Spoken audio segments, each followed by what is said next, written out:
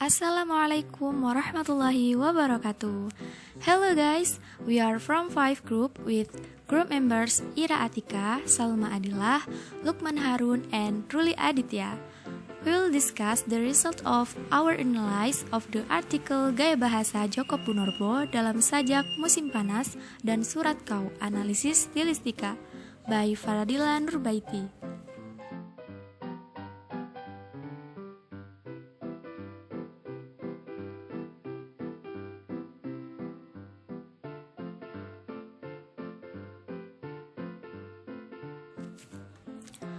Okay guys, the topic of this article discusses Djoko Pinurbo's style in the poetry Musim Panas and Surat Kau. In every writing process, whether literary or non-literary works, a writer must have an intention and certain information you want to convey to readers. One of the ways that readers can understand the author's intent is through the writing style, or also called language style. The language style of each writer is different. Some are full of metaphors, are vulgar, use foreign vocabulary, or use everyday vocabulary. As Pradopo explained, the types of language style can be divided into intonation, sound style, word or lexical style, and sentence style. However, that is discussed in this article only sound style, word style, and sentence style, and focus on rhymes Musim Panas 1985 and Surat Kau 2013 by Djoko Pinurbo. The author of the article chose to analyze both poetry because of period or the time span of writing is quite far. So, the essence of the discussion of this article is to compare the language style used by Djoko Pinurbo in the poems Musim Panas and Surat Kau uses stylistic theory, because stylistic is meant for reveal various meaning of style language and its effect. Stylistic tries to uncover how the elements aesthetically combine to convey a message from the author to the reader. This is in accordance with the rule of literature as a means of communication between readers and writers. According to Pradopo, nilai sebuah karya sastra terletak pada gaya bahasa yang digunakannya. Karaf also urges that gaya bahasa adalah cara mengungkapkan pikiran melalui bahasa secara khas yang memperlihatkan kepribadian penulisnya.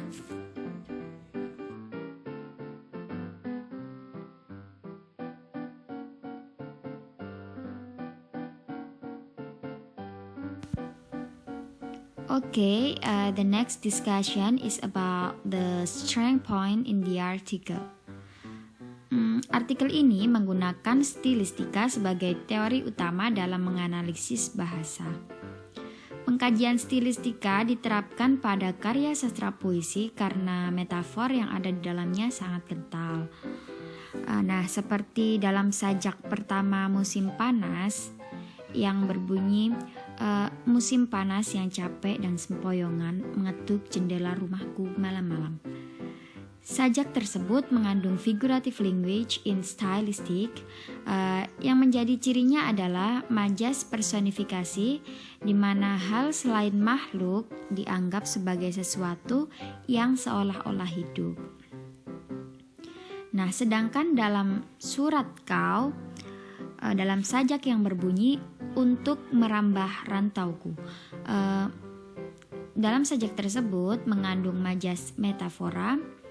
Nah, majas metafora itu sendiri adalah perbandingan implisit antara dua hal yang berbeda dan biasanya tanpa penggunaan kata seperti atau sebagai.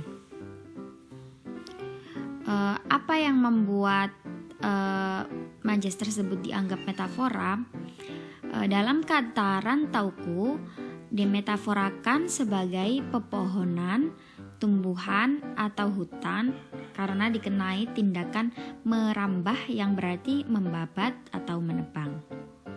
Oleh karena itu, figurative language adalah poin terpenting dalam kajian stylistik artikel ini.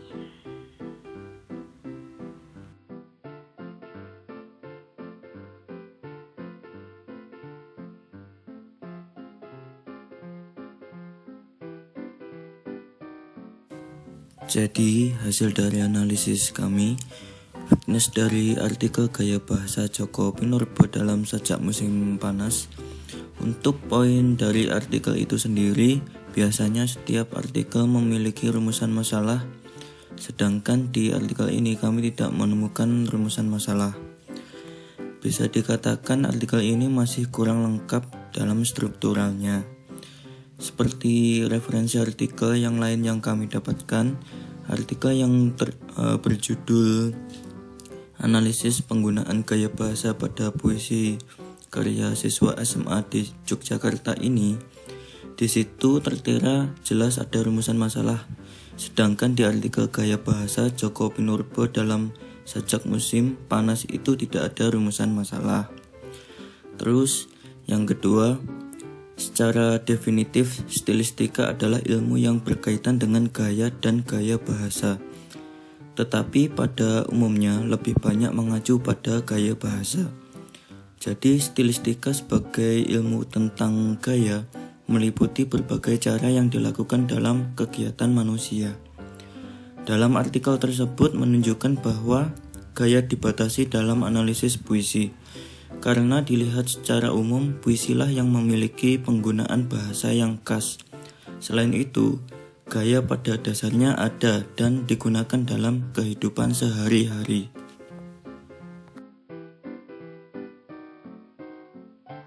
Kami mendukung artikel dengan judul Gaya Bahasa Djoko Pinurbo dalam Sajak Musim Panas dan Surat Kau, Analisis Stylistika.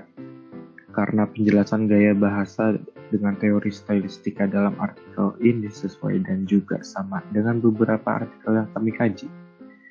Adapun artikel-artikel yang telah kami kaji meliputi artikel dengan judul Analisis Penggunaan Gaya Bahasa pada Puisi Karya Siswa SMA di Yogyakarta, Gaya Bahasa pada Kumpulan Cerpen Majalah Online Aninda edisi Juni 2016, dan juga Analisis Gaya Bahasa dalam Kumpulan Cerpen Mata yang Enak Dipandang karya Ahmad Tohari.